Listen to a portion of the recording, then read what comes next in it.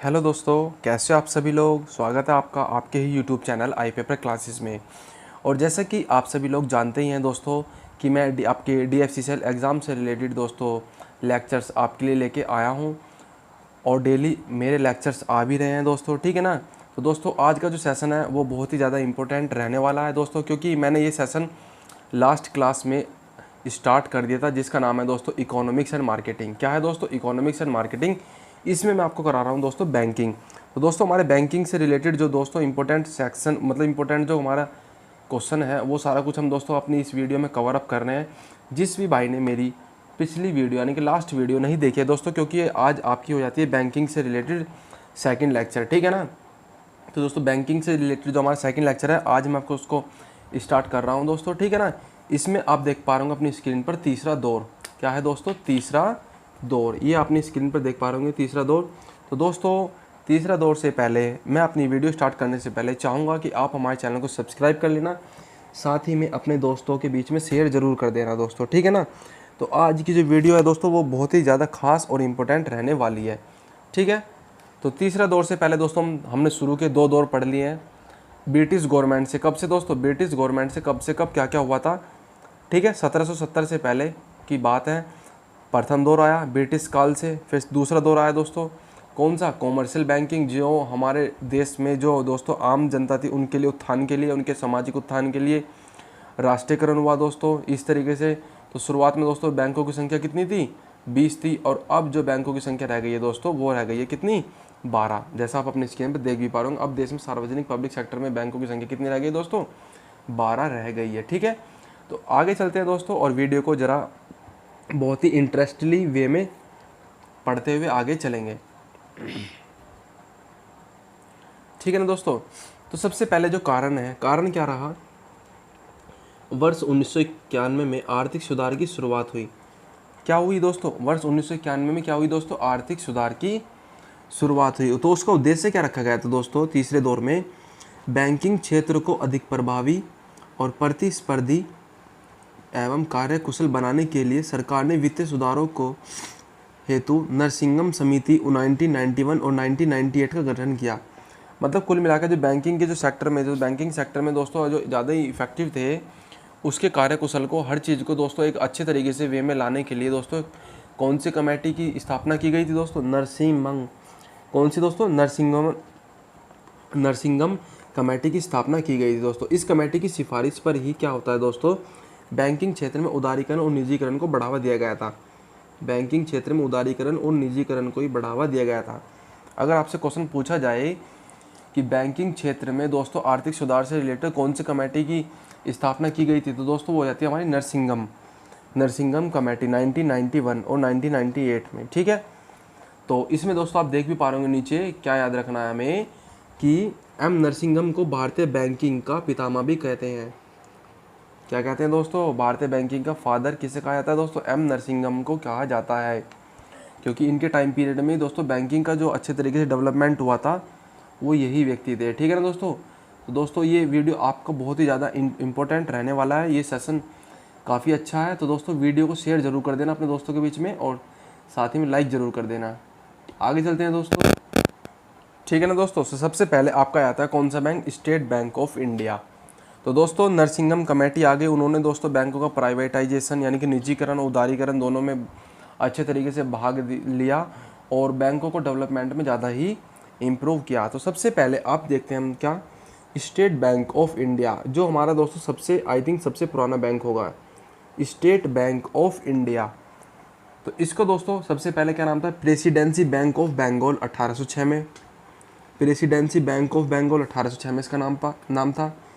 बाद में इसका नाम क्या हुआ दोस्तों, बैंक ऑफ मुंबई 1840 में।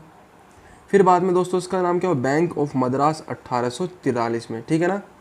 तो ये था दोस्तों स्टेट बैंक ऑफ इंडिया का इतिहास। अब ये दोस्तों हमारे क्या थे, 3 बैंक थे, ये तीनों बैंक 1 2 3 दोस्तों इन तीनों को मिलाकर फिर क्या कर दिया गया, इन तीनों को मिलाकर ये मैं गलत कह रहा था कि ये इनका नाम ये हुआ, नहीं, इन तीनों बैंकों को मिलाकर फिर दोस्तों सन 1921 में एक नया बैंक की स्थापना की गई, उसका नाम था दोस्तों इंपीरियल बैंक। क्या नाम था दोस्तों उसका, इंपीरियल बैंक, ठीक है। अब ये तो हो गया दोस्तों इतना। अब क्या होता है दोस्तों, फिर आरबीआई आया, क्योंकि आरबीआई की स्थापना हो गई थी 1935 में, ठीक है ना। आरबीआई की स्थापना कब होती है दोस्तों, 1 अप्रैल 1935 में। दोस्तों इसको भी लिख लेते हैं, आरबीआई बैंकों का बैंकर है दोस्तों, 1 अप्रैल 1935 में। कौन सी कमेटी की, यंग हिल्टन आयोग। दोस्तों आपको सारा कुछ बताऊंगा, बस पेशेंस के साथ में पढ़ते रहना। यंग हिल्टन आयोग की सिफारिश पर आरबीआई की स्थापना हुई थी, ठीक है ना। अगर बैंकों का, अब दोस्तों भी मैं आपसे पूछ लूँ, जो मैं अभी आपको बता के आया हूँ कि बैंकों का जो डेवलपमेंट है या फिर बैंकों का पितामह किसे कहा जाता है दोस्तों, तो कौन थे दोस्तों, नरसिंगम एम नरसिंगम राव, ठीक है। तो ये दोस्तों स्टेट बैंक ऑफ इंडिया। फिर 1955 में क्या होता है, 1955 का टाइम पीरियड आ गया, तो आरबीआई ने इंपीरियल बैंक में 60% की हिस्सेदारी क्या कर ली दोस्तों, खरीद ली। जब उन्होंने इसकी हिस्सेदारी खरीद ली, तो फिर 1 जुलाई 1955 को देख लो, उसी साल 1 जुलाई को इंपीरियल बैंक ऑफ इंडिया का नाम बदलकर क्या रख दिया गया दोस्तों, स्टेट बैंक ऑफ इंडिया कर दिया गया। तो ये दोस्तों जो लाइन मैंने आपको बताई है ना बिल्कुल अभी अभी, कौन सी दोस्तों, ये वाली लाइन, ये मोस्ट इंपॉर्टेंट हो जाती है हमारे लिए, क्योंकि इम्पोर्टेंट इसलिए होती है कि एसबीआई का नाम कब बदला गया था, तो 1955 में, 1 जुलाई 1955 में। कब दोस्तों, 1 जुलाई 1955 में इस बैंक का नाम एसबीआई कर दिया गया था। किस बैंक का, इंपीरियल बैंक का। तो इंपीरियल बैंक में दोस्तों कौन कौन से बैंकों का विलय हुआ था, Bank of Bengal, Bank of Mumbai, Bank of Madras. Bengal, Mumbai, Madras, इन तीनों बैंकों को मिलकर क्या बना था दोस्तों, इंपीरियल बैंक बना था, ठीक है। आगे देखिएगा अपनी स्क्रीन पर दोस्तों, अब एट प्रेजेंट में स्थिति क्या है सब कुछ देखेंगे। तो वर्तमान में स्थिति, एसबीआई एक पब्लिक सेक्टर का, और आई थिंक मुझे लग रहा है कि इस टाइम पे जो दोस्तों गवर्नमेंटेड जो बैंक है वो सबसे बड़ा बैंक यही है, ठीक है ना। वर्तमान में इस तरह की स्थिति है दोस्तों, एसबीआई एक सार्वजनिक उपक्रम इकाई जिसमें सरकार की हिस्सेदारी 50% से अधिक होती है। यह राष्ट्रीयकृत नहीं है, यह जो बैंक है राष्ट्रीयकृत बैंक नहीं है। देख लो दोस्तों कितना अच्छा इंपॉर्टेंस जो हमारे सामने क्या निकल के आई लाइन, ये जो बैंक है दोस्तों राष्ट्रीयकृत नहीं है, ठीक है ना, ठीक है ना दोस्तों। तो ये बैंक जो हमारा है राष्ट्रीयकृत बैंक नहीं है, ठीक है। एक तो ये लाइन होगी आपके लिए इम्पोर्टेंट, ठीक। अब इसमें सरकार की कितनी हिस्सेदारी है दोस्तों, 61.23% इसमें सरकार की हिस्सेदारी है। एसबीआई का हेडक्वार्टर कहाँ है दोस्तों, मुंबई में है। और इस बैंक की प्रथम महिला चेयरमैन कौन बनी थी दोस्तों, वो बनी थी Arundhati Bhattacharya. Most important line आपके लिए, अरुंधति भट्टाचार्य किस बैंक की सबसे पहली महिला चेयरपर्सन बनी थी, एसबीआई की दोस्तों, ठीक है ना। आगे देखिएगा, अब आपने स्क्रीन पर देख पा रहे होंगे, स्टेट बैंक ऑफ इंडिया और आरबीआई के एजेंट के रूप में कार्य करता है। अगर आपसे क्वेश्चन पूछ लिया कि आरबीआई के एजेंट के रूप में कौन कार्य करता है, तो वो भी स्टेट बैंक ऑफ इंडिया ही करता है, ठीक है। स्टेट बैंक ऑफ इंडिया अनुषंगी बैंक अधिनियम 1959 के अंतर्गत 8 पूर्ववर्ती रियासतों के 8 बैंकों का अनुषंगी यानी सहयोगी के रूप में अधिग्रहण किया गया है। इसमें दोस्तों कौन कौन से बैंकों का विलय हुआ है वो सारा कुछ, तो स्टेट बैंक ऑफ इंडिया अनुषंगी बैंक अधिनियम यानी कि सहयोगी बैंक अधिनियम के अंतर्गत 8 पूर्ववर्ती रियासतों या फिर 8 बैंकों का सहयोगी रूप में अधिग्रहण किया गया है इसके अंदर में। अब एसबीआई में विलय किस तरीके से होता है दोस्तों, एसबीआई में सबसे पहले जो दोस्तों विलय होता है 2017 में 5 अनुषंगी बैंकों यानी कि 3 बैंकों का पहले विलय हो ही चुका था, और भारतीय महिला बैंक की स्थापना सन 2013 में की गई थी, उस बैंक का भी विलय दोस्तों एसबीआई में हो चुका था, ठीक है ना दोस्तों। भारतीय महिला बैंक की स्थापना ये दोस्तों हुई थी 2013 में। कब हुई थी दोस्तों, 2013 में इस बैंक की स्थापना हुई थी। तो चलिए दोस्तों थोड़ा सा इसके बारे में जान लेते हैं कि भारतीय महिला बैंक क्या था, ठीक है ना दोस्तों। तो जो भारतीय महिला बैंक की स्थापना 2013 में हुई थी, उसका विलय भी किस में हो गया दोस्तों, एसबीआई में हो गया। ये भी आपके लिए मोस्ट इंपॉर्टेंट हो जाता है, ठीक है। साथ ही में दोस्तों मैं आपको बताऊंगा कि भारतीय महिला बैंक की स्थापना जो होती है दोस्तों 2013 में होती है। उस टाइम पे दोस्तों हमारे जो प्रधानमंत्री थे कौन थे, मनमोहन सिंह। कौन थे दोस्तों, मनमोहन सिंह थे। आपको याद होगा कि कांग्रेस की सरकार थी, ठीक है ना। तो कुल मिलाकर जो दोस्तों गवर्नमेंट जो हमारी आई थी बीजेपी की, वो कब आई थी दोस्तों, आप मुझे कमेंट बॉक्स में बताना कि सबसे पहली बार जो गवर्नमेंट आई थी बीजेपी की कौन से ईयर में आई थी, ठीक है ना। और साथ ही में दोस्तों तो उस टाइम पे दोस्तों मनमोहन सिंह और प्लस में सोनिया गांधी जी, ठीक है, इन्होंने मिलकर क्या किया था दोस्तों, इस वाले बैंक का उद्घाटन किया था, ठीक है ना। और इसका मुख्यालय दोस्तों कहाँ पे था, इसका मुख्यालय तो हमारा नई दिल्ली में था। कहाँ पर दोस्तों, नई दिल्ली में था इस वाले बैंक का मुख्यालय, ND नई दिल्ली लिख दे रहा हूँ, ठीक है। और इस बैंक की दोस्तों सबसे पहली महिला जो प्रबंधक बनी थी, इसकी MD जो बनी थी दोस्तों, वो कौन थी, ऊषा अनंत सुब्रमण्यम। क्या नाम था दोस्तों उसका, ऊषा अनंत सुब्रमण्यम, ऊषा अनंत सुब्रमण्यम, ठीक है ना, सुब्रमण्यम, ठीक है। थोड़ी सी दोस्तों हो सकता है गलती हो जाए, बट कोई बात नहीं, समझ में तो आएगी आपको दोस्तों, ऊषा अनंत सुब्रमण्यम। तो ये दोस्तों क्या था, भारतीय महिला बैंक, क्या था दोस्तों, भारतीय महिला बैंक। फिर लास्ट में क्या हुआ दोस्तों, इसका मर्जर हो गया था किसमें, SBI में। तो ये दोस्तों मोस्ट इंपॉर्टेंट बात थी हमारी किससे, भारतीय महिला बैंक से। अब आगे चलते हैं दोस्तों, आगे देखिएगा दोस्तों अपनी स्क्रीन पर बैंकों का राष्ट्रीयकरण, राष्ट्रीयकृत बैंक कौन कौन से हैं वो सारा कुछ। तो दोस्तों इस वीडियो में हम सारा कुछ कवर अप करेंगे धीरे धीरे, और अपनी जो नॉलेज है उसको इम्प्रूव करते चलेंगे। राष्ट्रीयकृत बैंक कौन कौन से हैं दोस्तों, इसमें दोस्तों लिस्ट है आपकी पूरी की पूरी, देखिए दोस्तों। सबसे पहला बैंक है दोस्तों बैंक ऑफ बड़ौदा। क्या नाम है दोस्तों का, बैंक ऑफ बड़ौदा, जिसका हेडक्वार्टर कहाँ है, मुंबई में। ये दोस्तों हमारे बैंक कब हुए थे राष्ट्रीयकृत, नेशनलाइजेशन दोबारा दोस्तों उसका हुआ था 1969 में।